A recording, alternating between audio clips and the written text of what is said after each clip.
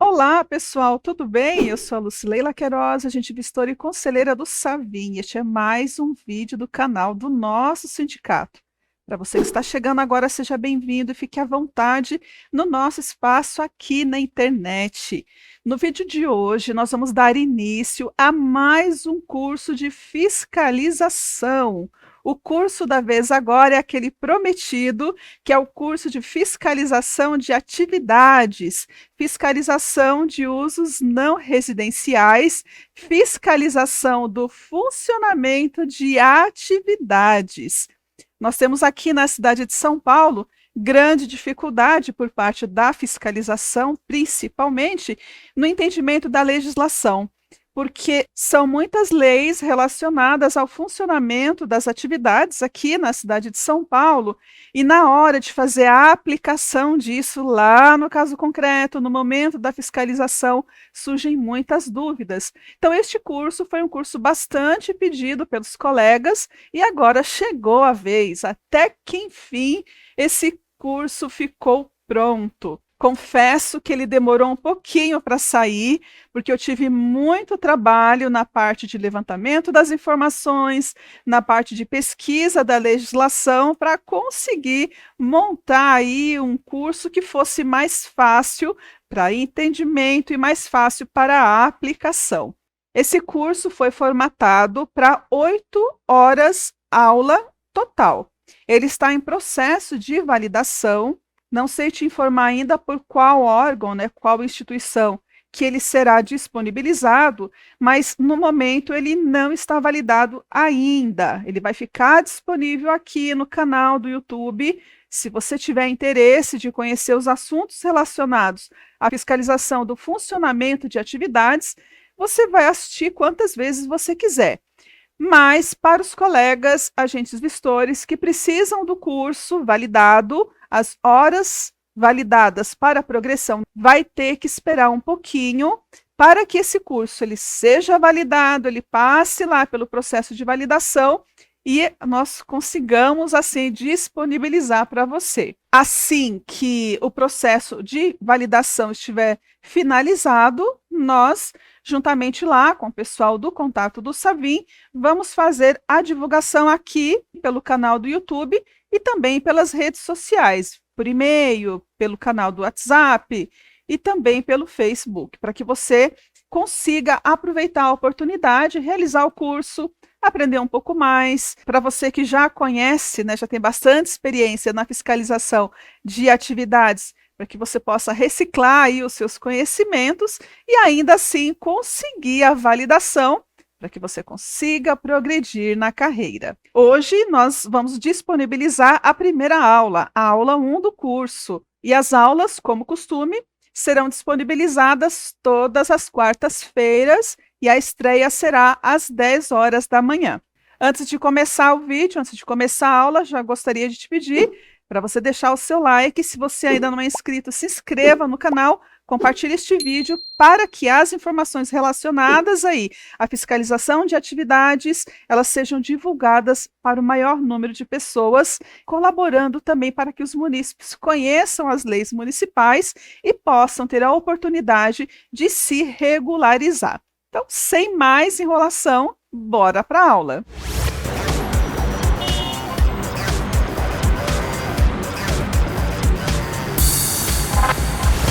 Olá, tudo bem? Seja bem-vindo a mais um curso de fiscalização.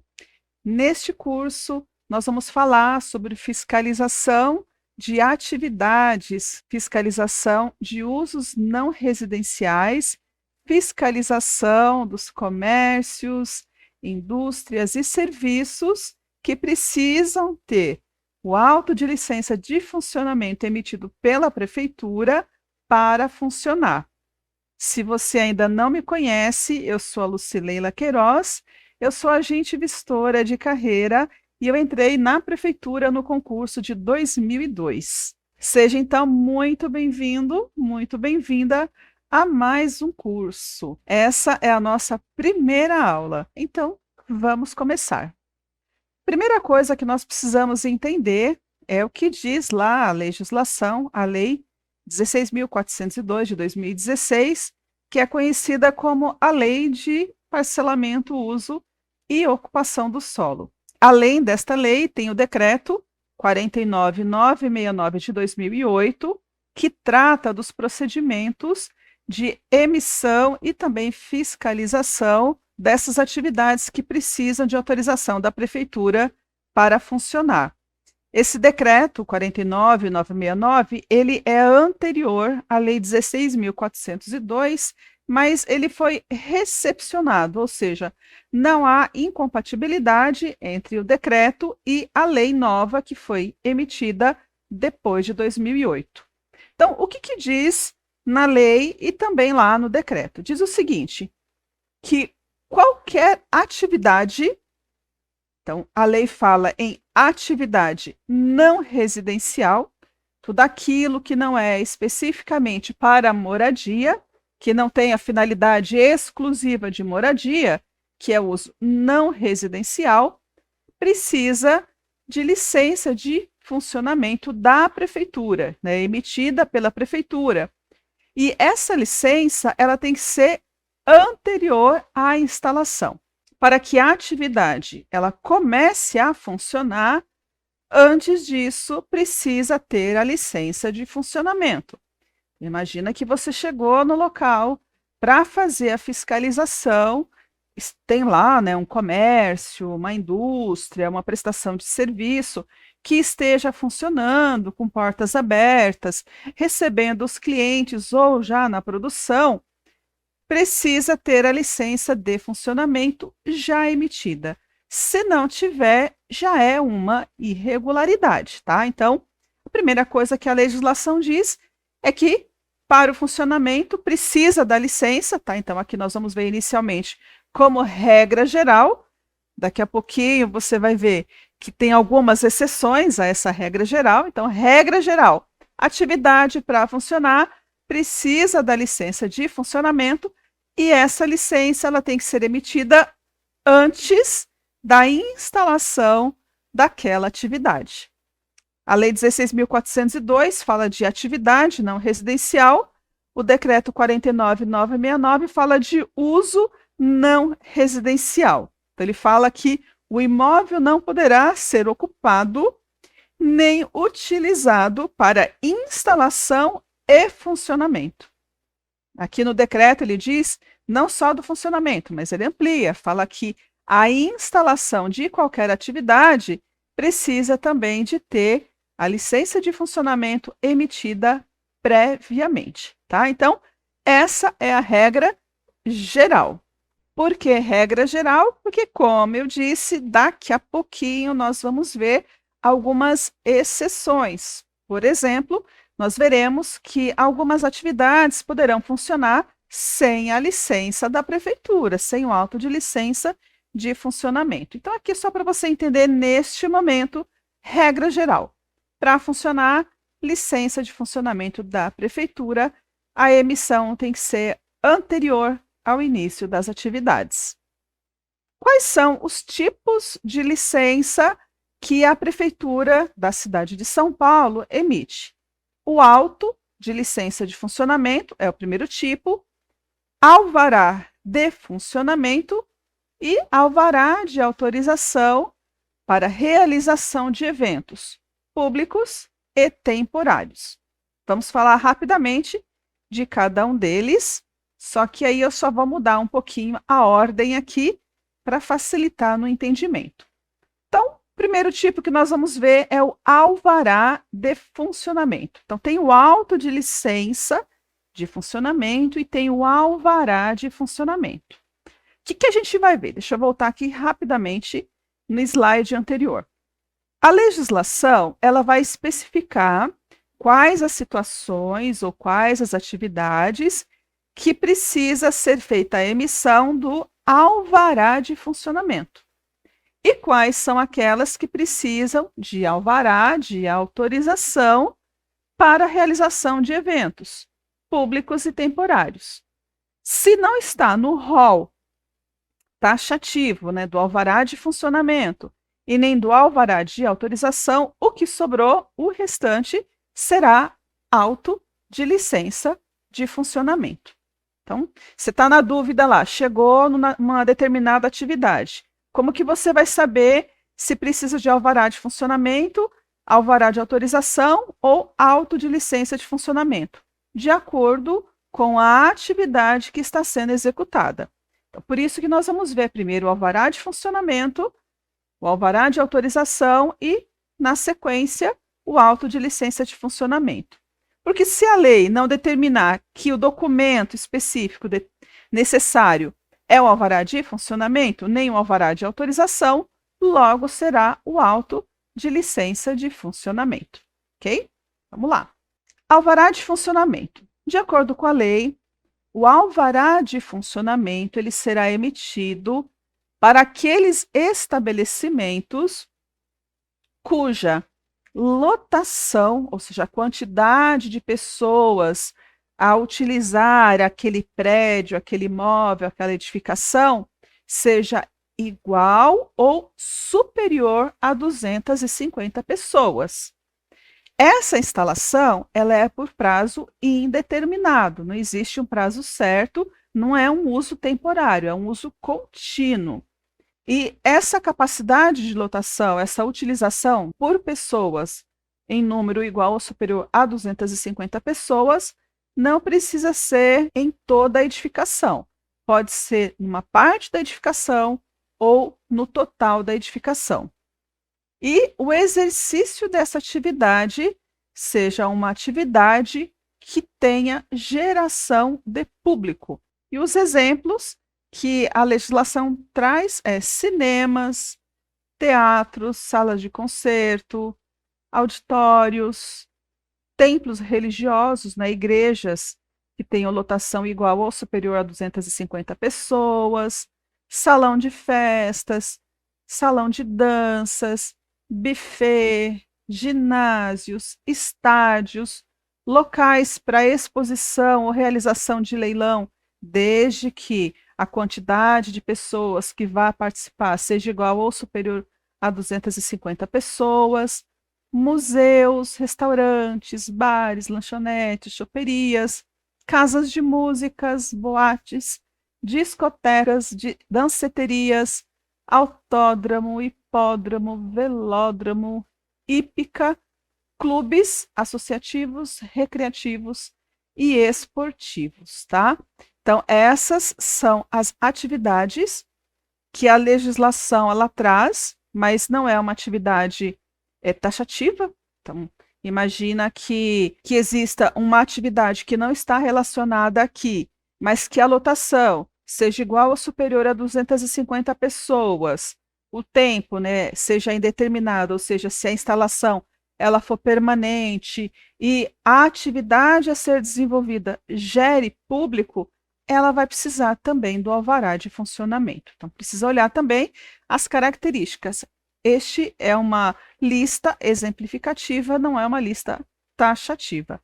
Precisa verificar como que é o funcionamento dessa atividade. O segundo tipo é alvará de autorização para eventos públicos e temporários. Então, a gente já começa a entender aqui que não é uma autorização para funcionamento permanente. O alvará de autorização é para a realização de alguma atividade que tem um prazo certo para ser exercida, ela não é de funcionamento contínuo. Também para mais de 250 pessoas. Então, pensa também que vai ter geração de público. Se for um evento contínuo, permanente, uma atividade que ela não vai acontecer por um prazo certo, não é uma atividade temporária, é uma atividade permanente, não é alvará de autorização. Vai entrar com alvará de funcionamento, tá?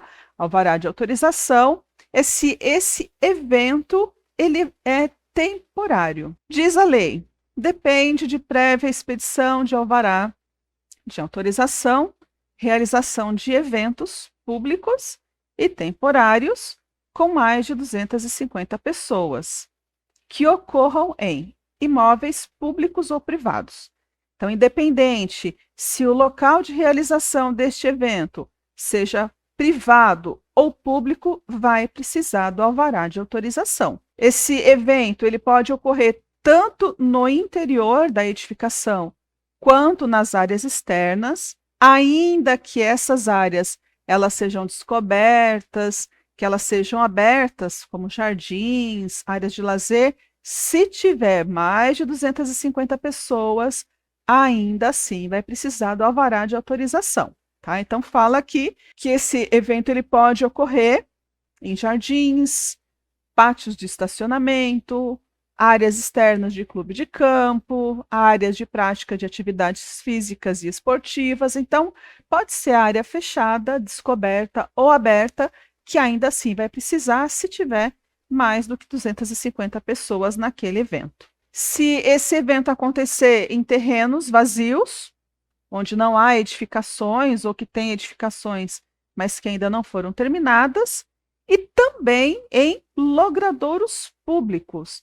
Se for um evento a ser realizado na rua, em praça, em parque ou qualquer outro local público, logradouro público, também vai precisar do alvará de autorização para realização de eventos públicos e temporários, ok? Então, o que é considerado um evento público? O evento público é aquele dirigido às pessoas, para que as pessoas participem. E independe da venda de ingresso, tá? Então, não é a venda do ingresso que vai caracterizar a necessidade do alvará de autorização. Se for um evento gratuito, ainda assim vai precisar do alvará. O alvará de autorização está relacionado mais à quantidade de pessoas e ao evento que vai ser realizado, e não especificamente se isso vai ter finalidade lucrativa ou não. Então, tendo ou não venda de ingressos, ainda assim, se o evento for destinado às pessoas, ao público, vai precisar do alvará de autorização. E esse evento, ele precisa ser temporário. O que é considerado temporário? É aquele que tem um prazo determinado de duração. Tem data de início e tem data de término. Não é um evento que vai funcionar, uma atividade, né, que vai funcionar de forma permanente, contínua. Tanto os particulares que desejam realizar um evento precisa tirar o alvará de autorização, quanto os órgãos da administração pública, direta e indireta, se houver aí o interesse de realizar um evento. Então, imagina, hipoteticamente, que a Secretaria da Cultura vai realizar um evento lá, virada cultural, e este evento ele vai reunir mais do que 250 pessoas. Ainda assim, a Secretaria de Cultura vai precisar de entrar com esse pedido de alvará de autorização. Então, a legislação diz que tanto organizadores particulares quanto públicos da administração direta ou indireta, se forem realizar eventos, vão ter sim necessidade antes de entrar com alvará de autorização para a realização de eventos. A própria legislação, ela dispensa a emissão desse alvará de autorização quando for realizado um evento público e temporário, mas no caso da edificação já possuir alvará de funcionamento. Lembra que nós vimos que o alvará de funcionamento ele é emitido para locais que têm aglomeração de pessoas, que tenham público com mais de 250 pessoas. Então, naqueles casos que a atividade ela é permanente, ela é contínua, e a atividade já possui o alvará de funcionamento emitido. Neste caso, imagina, hipoteticamente, que é uma igreja, e a igreja queira realizar um evento, um congresso específico, que não faz parte das suas atividades cotidianas, queira realizar um evento, uma festa, por exemplo, né, que é uma coisa que não está acostumado a fazer. Neste caso, se houver o alvará de funcionamento, não vai precisar do alvará de autorização, mas tem que olhar essas regras aqui. Então, primeiro, tem que ter o alvará de funcionamento em vigor. Segundo, as pessoas que vão participar deste evento utilize as áreas que já foram licenciadas. Então, imagina que tem a igreja, tá? Hipoteticamente. Tem a parte da igreja, da edificação, e tem o estacionamento fora. Imagina que a igreja, mesmo o prédio, tem alvará de funcionamento, mas por qualquer motivo o estacionamento não tenha. E esse evento, essa festa, eles resolvam fazer no estacionamento, que não está incluído no alvará de funcionamento. Neste caso, vai precisar sim de alvará de autorização. Agora, se este evento, esta festa, for realizada dentro do prédio da edificação que está licenciado, que tem alvará de funcionamento, aí não precisa do alvará de autorização. Tudo bem? Então, o público deverá utilizar exclusivamente aquelas áreas que já foram licenciadas, tá bom? Próximo requisito. É necessário que haja lá o controle da lotação máxima que é permitida para o local. Então, imagina que aquele estabelecimento, aquela edificação, tenha autorização para comportar 500 pessoas. Alguém precisa controlar para evitar que este número de 500 pessoas seja superado.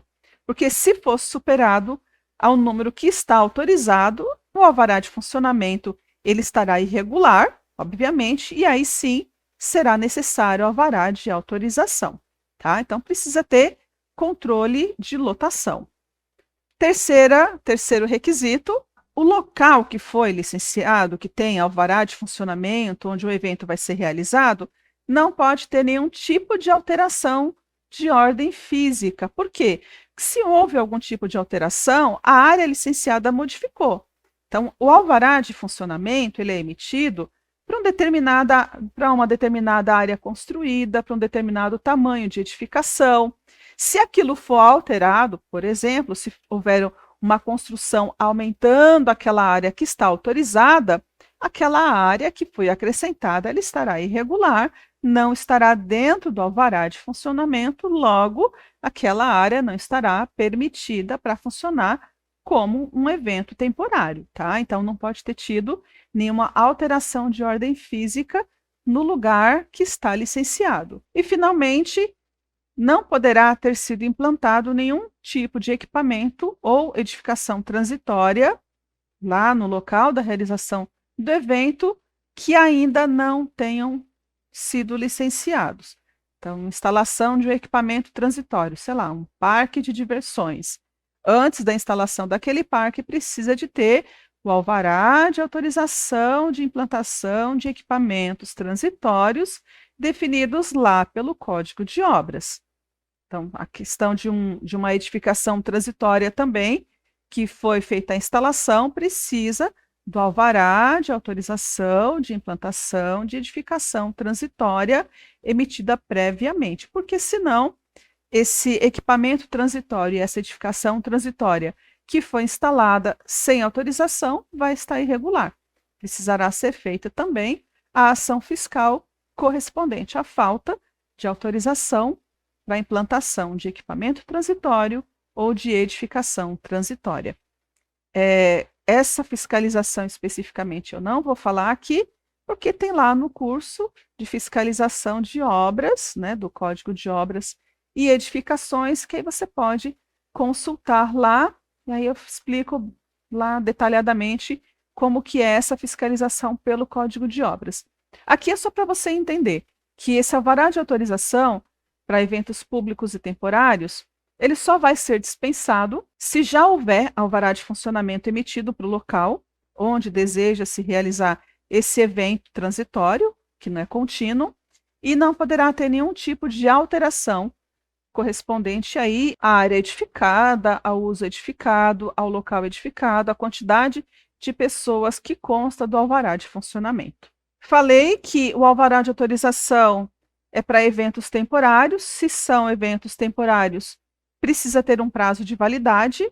O prazo de validade do alvará de autorização para realização de eventos públicos e temporários é de 6 meses, podendo ser prorrogado uma única vez, né? Então, 6 meses com mais uma prorrogação de mais 6 meses, tendo no máximo aí 1 ano. Passou disso, se aquele evento ele não for temporário, ele passar a ser contínuo, aí vai ser necessário fazer a solicitação do alvará de funcionamento e não mais autorização, alvará de autorização, tá bom? Passou, então, aqui o prazo, né, que foi definido 6 meses sem prorrogação, ou 6 meses mais prorrogação, 1 ano.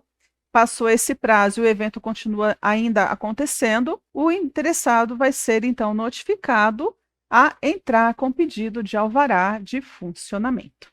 Finalmente, nós chegamos na terceira hipótese, no terceiro tipo de autorização concedida pela Prefeitura para funcionamento de usos não residenciais, que é o auto de licença de funcionamento. Esse é o terceiro tipo e que acaba sendo o tipo mais comum que as atividades, né, os usos não residenciais precisam de entrar com pedido, requerer diante da Prefeitura anteriormente, né, o início das suas atividades, para que possa trabalhar licenciado. Então, olhando lá, o que diz a legislação, a lei fala o seguinte, que a expedição da licença de funcionamento, ela vai depender de alguns requisitos. Quais requisitos? Primeiro, a zona onde aquela atividade ela vai ser implantada precisa ter o uso permitido. Ah, e o que é isso? Eu vou falar daqui a pouquinho mais, né, explicar um pouquinho mais o que é considerado uso permitido na zona de uso, para entender direitinho se aquela atividade pode ter naquele zoneamento. Então, o zoneamento ele foi feito justamente para definir quais são os usos permitidos de acordo com as características da cidade. E tem lá as atividades que podem e as atividades que não podem ser instaladas. Então, daqui a pouquinho a gente vai ver isso, mas é o primeiro requisito, então, para a expedição da licença. Se naquela zona de uso não pode ter a licença de funcionamento, logo o pedido vai ser indeferido.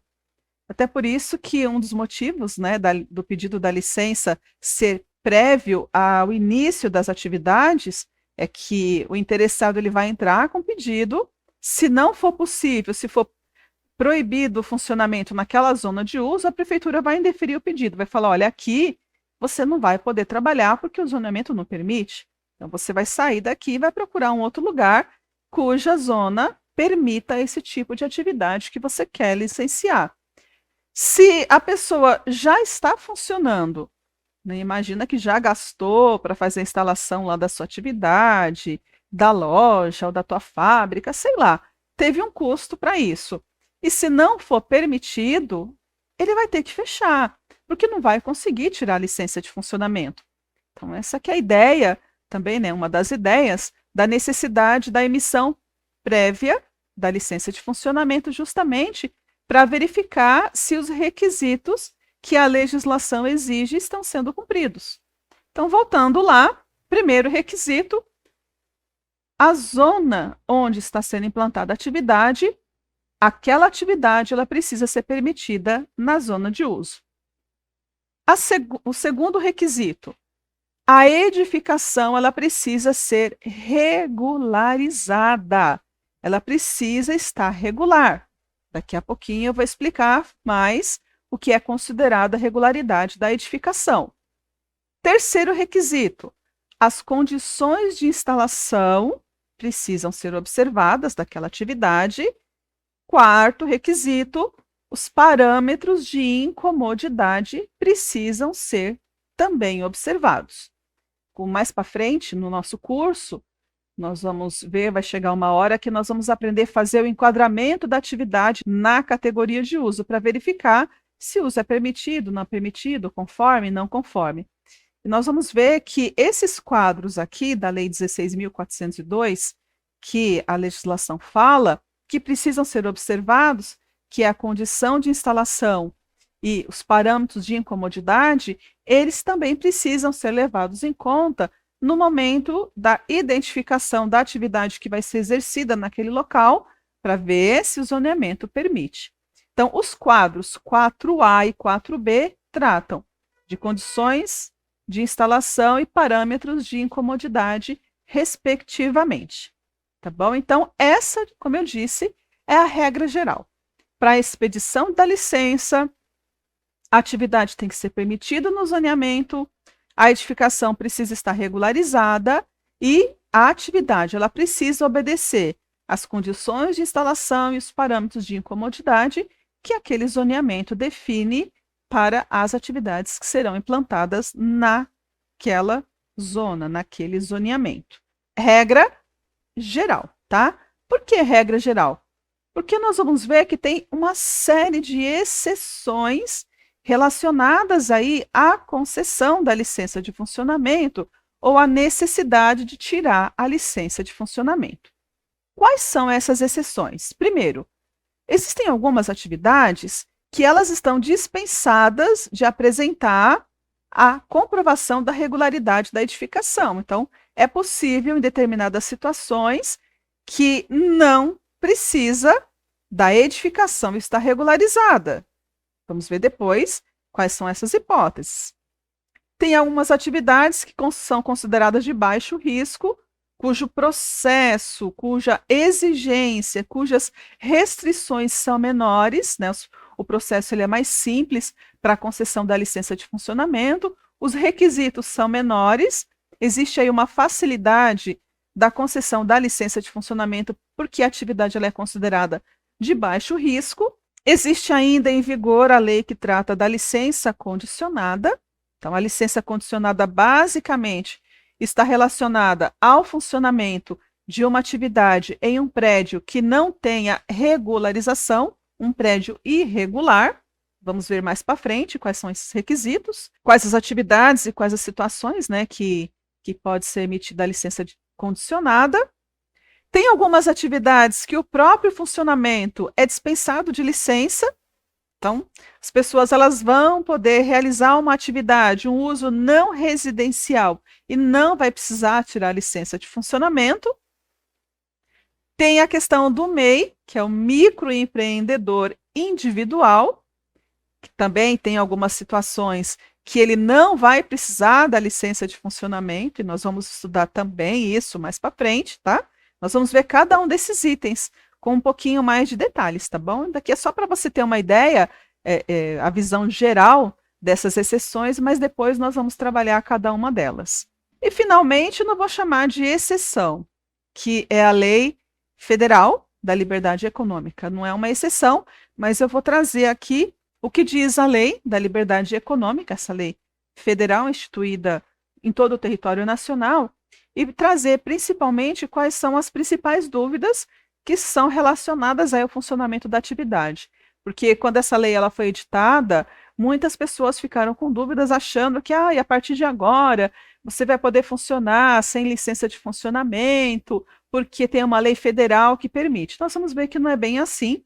Vamos entender o que diz a legislação federal e vamos entender como que a nossa legislação aqui do município de São Paulo faz para atender o disposto na lei federal, tá? Então, essas são as exceções da regra geral de concessão do auto de licença de funcionamento. Agora, nós vamos pegar essa definição aqui, né, esses requisitos para concessão da licença de funcionamento, que é o uso permitido na zona, regularidade da edificação, condições de instalação e parâmetros de incomodidade, e vamos dar uma olhada em cada um desses requisitos de forma isolada para entender do que é que essa legislação está dizendo, tá bom? Então, primeira situação é o uso permitido na zona.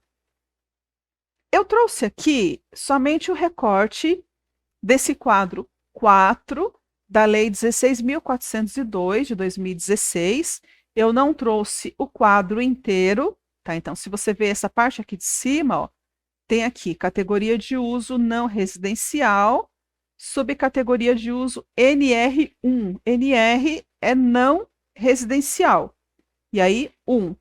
Esse NR, ele é separado em NR1, NR2. Então, você vai olhar lá depois no quadro 4 da lei, não vou olhar tudo aqui contigo, é mais a título de exemplo para você entender quando a legislação fala de uso permitido. E trouxe aqui embaixo, ainda na continuidade do NR1, tá? Então, se você olhar aqui grupos de atividades, o NR1 ele é separado de número 1 até número 16. Aqui, ó, nessa parte de cima, nós temos as zonas de uso, Então, aqui eu tenho a zona predominantemente residencial, a zona estritamente residencial, e aqui ela é separada, né, em ZER 1, 2 e ZER A. Toda vez que tem um azinho aqui, é uma área uma zona que, embora ela tenha a sua classificação, ela está numa macrozona de proteção ambiental, então tem umas restrições um pouco maior aqui. Tem aqui a ZPDS, que é a Zona de Proteção e Desenvolvimento Sustentável, ZEPAM, que é a Zona Especial de Preservação Ambiental. Tem aqui as áreas verdes públicas, áreas institucionais, são áreas relacionadas a áreas públicas integrantes ali do SAPAVEL. Ai, Leila, eu não sei o que que é isso. Eu não vou explicar isso aqui, tá? Essa parte do zoneamento, porque lá no curso de fiscalização de obras e edificações, no final, se não me engano, a partir da aula 8, eu falo sobre a lei de zoneamento. Então, eu explico toda essa parte de classificação de uso, de grupos de atividade, de categorias de uso, de zoneamento, eu explico bastante isso lá. Então, se você tiver dificuldade, tiver interesse de conhecer e não conhece ainda, dá uma olhada lá no curso de fiscalização de obras e edificações, nas aulas que fala sobre o zoneamento, a lei de parcelamento, uso e ocupação do solo, para você entender um pouco mais sobre isso, tá? Então, aqui embaixo, continuando, tem os outros tipos de zoneamento, né? A zona de estruturação urbana, zona de estruturação metropolitana, zona de centralidade, zona corredor, zona mista, as zonas especiais de interesse social, zona de desenvolvimento econômico e as zonas predominantemente industriais. Então, aqui, de acordo com a categoria de uso, subcategoria de uso e grupos de atividades, tem as zonas de uso. Você vai verificar se aquela atividade que a pessoa quer desenvolver, se é permitido naquele zoneamento. Então, não vou trazer agora, neste momento, exemplos, né, de atividades, porque quando a gente for falar sobre enquadramento, entender um pouquinho sobre enquadramento, eu vou trazer vários exemplos para você conseguir fazer o enquadramento da atividade e entender. Aqui é só para você olhar. Por exemplo, uma atividade em NR1. São comércios de âmbito local, mas que não pode ter consumação local. Sei lá, uma lojinha que venda alimentos, onde a pessoa não pode consumir, ela compra e leva para casa dela. Então, é o mais simples das atividades que estão relacionadas lá na categoria NR1. Então, vamos olhar aqui. Na parte de baixo, primeiro, nessa tabela maior, NR1. Então, se você olhar aqui, praticamente, dessa tabela, em todas as categorias de uso, em todos os zoneamentos, essa atividade enquadrada como NR1, ela pode funcionar. Só não vai poder funcionar aqui, na zona corredor 1, e nessa tabela aqui de cima tem mais restrições por conta das áreas de proteção, de preservação ambiental, né? Áreas verdes, áreas públicas e áreas de preservação ambiental. Então, nessa tabela aqui de cima, só vai poder, nessa zona predominantemente residencial, nas demais zonas não é possível, não é permitido. Imagina que alguém tem uma atividade enquadrada como NR1 e queira instalar aqui, ó, numa ZER. ZER não vai ser possível. Por quê? Porque é zona estritamente residencial. Só vai ser possível instalar uma atividade em uma ZER, olha aqui, ó, se estiver enquadrada como NR1-10 ou NR1-13. E aí depois, quando nós formos ver exemplos, né, de atividades enquadradas, aí a gente até pode retomar como exemplo aqui, essas atividades que são permitidas no ZER. Tá? Então, é só para você entender aqui o que é considerado uso permitido. Você vai ter que olhar a atividade, você vai ter que olhar onde ela se enquadra na categoria e subcategoria de uso, aí você vai olhar o zoneamento e vai ver se naquele local pode ter aquela atividade ou não. Então, esse é o primeiro requisito relacionado ao uso, que só pode ser concedida a licença em lugares, em zonas cujas atividades sejam permitidas. Trouxe aqui mais um exemplo para você ver relacionado ao uso, né, permitido e não permitido, que é a indústria. Então, trouxe aqui a indústria 1A, indústria 1B. Tem aqui as zonas de uso, as zonas que elas podem ser instaladas, e aqui o tipo de indústria, né, IND 1, de 1 a 7, 1A, IND 1B também de 1 a 8.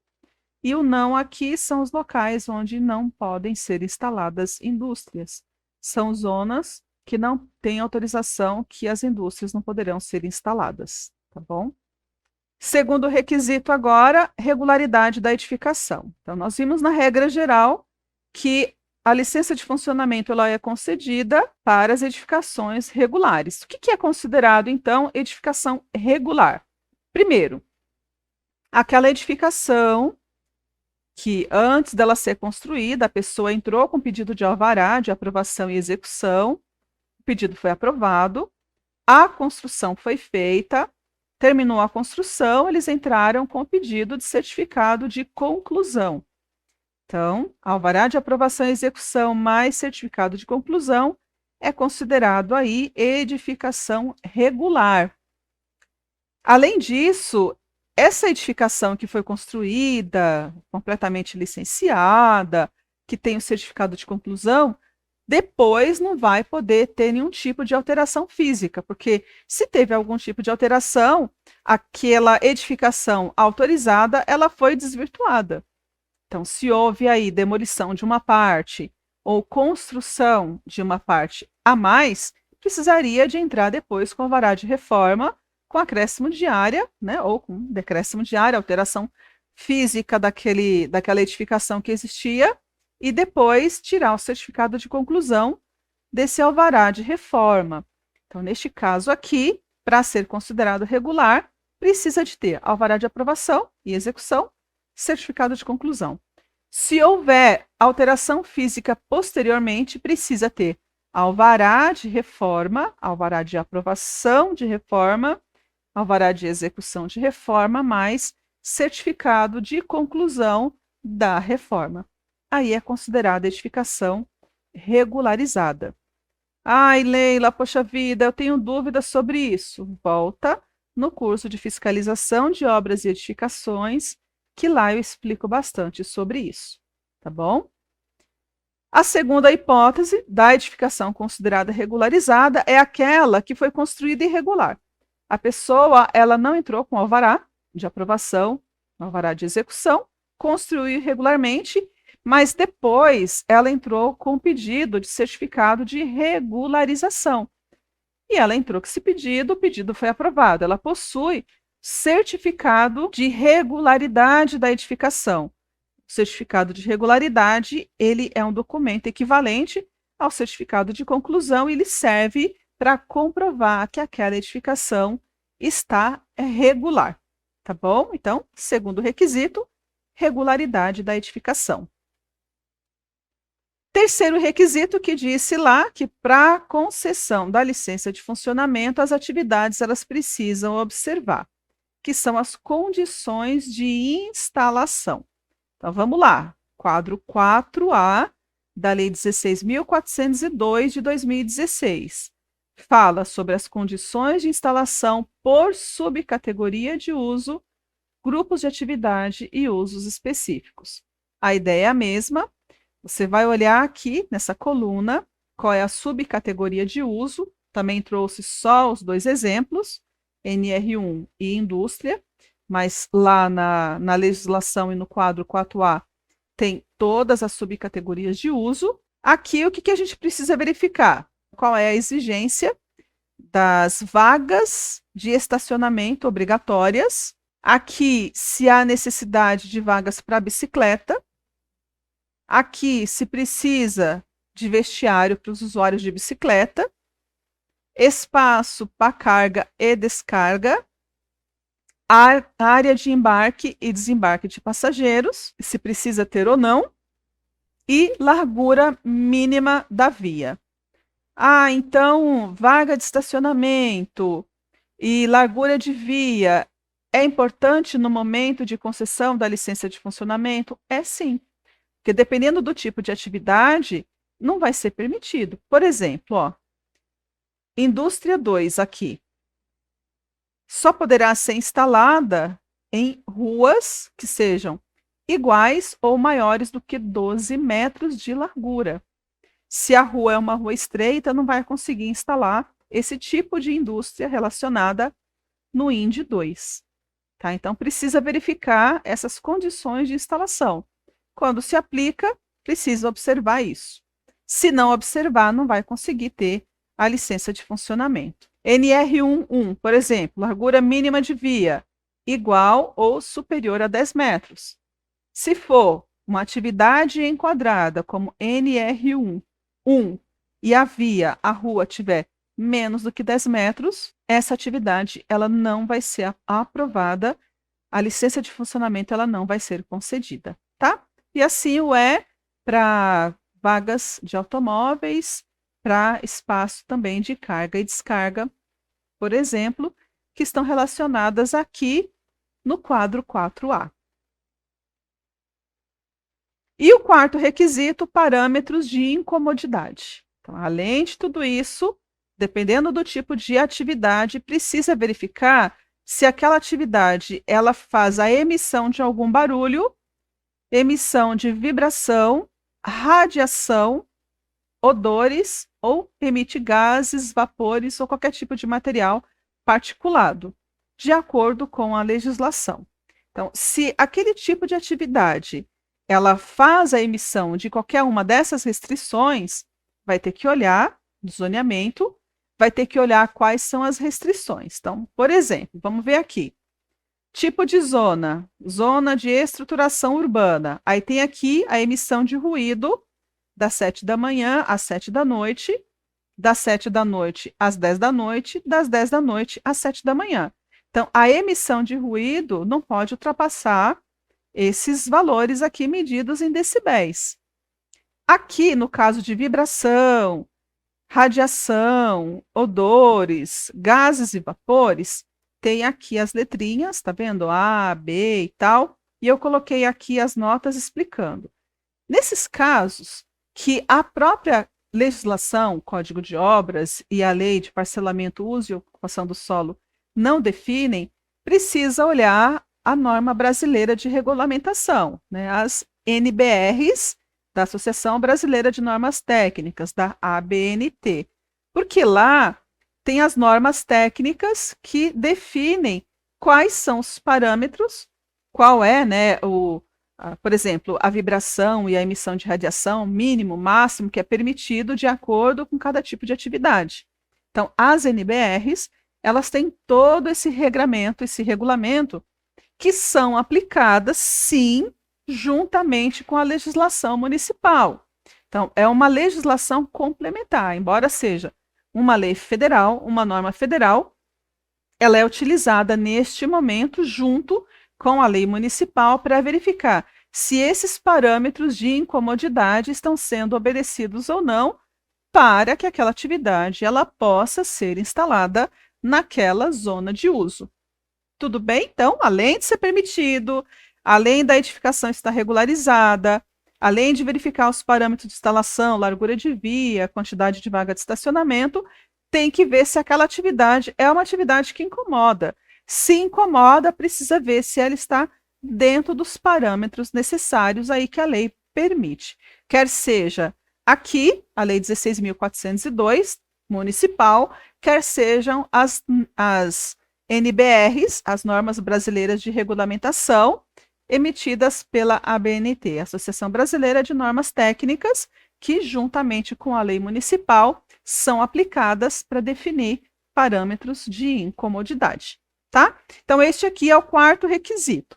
Se a atividade ela obedece a esses requisitos tranquilamente, se é permitido, a edificação está regularizada, obedece os parâmetros de instalação e os parâmetros de incomodidade, entra com pedido, junto à documentação, os técnicos da prefeitura vão analisar e vão autorizar o funcionamento. e aí ela vai ter a sua licença de funcionamento emitida. Tudo bem? O conteúdo da nossa aula de hoje é este. Na próxima aula, nós vamos entrar já nas exceções, já vamos começar a entender aí o que sai fora dessa regra geral. Então, conforme eu já disse, esses requisitos para a concessão da licença de funcionamento é regra geral, e daqui a pouquinho, né, na próxima aula, nas próximas aulas, nós vamos verificar quais são as exceções, tá bom? Então, por hoje é só. Vejo você na próxima aula. Até lá!